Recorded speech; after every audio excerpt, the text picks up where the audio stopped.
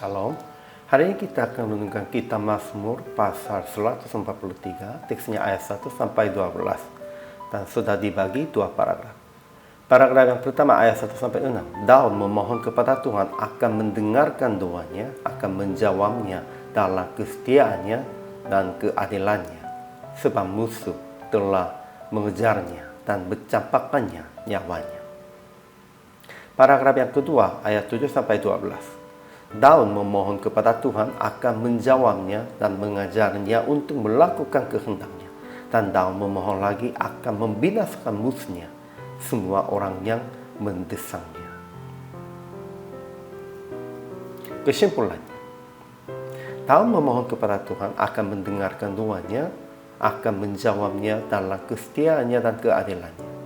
Sebab musuh telah mengejarnya dan mencampakkan nyawanya.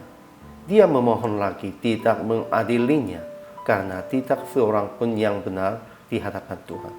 Dan Daud memohon kepada Tuhan akan perdengarkan kasih setianya, beritahukan jalannya, lepaskan daripada musuh-musuhnya, menjawabnya dan mengajarnya untuk melakukan kehendaknya. Dan memohon lagi akan membinasakan musuhnya, semua orang yang mendesangnya.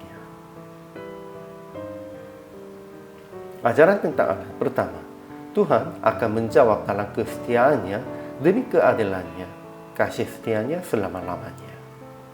Kedua, Tuhan telah bekerja dan perbuatan tangannya ajaib sampai kita renungkan.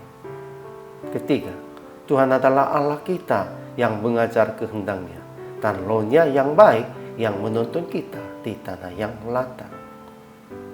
Keempat, Ia hidupkan kita oleh karena namanya, keluarkan jiwa kita dari dalam kesesakan demi keadilannya, dan membinasakan musuh sebab kasih setianya.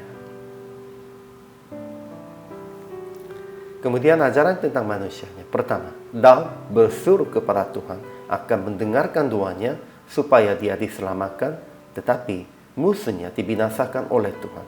Sekalipun Daud lemah lusuh, hati kita tertegun dalam tubuh kita, harus ingat dan merenungkan segala pekerjaannya.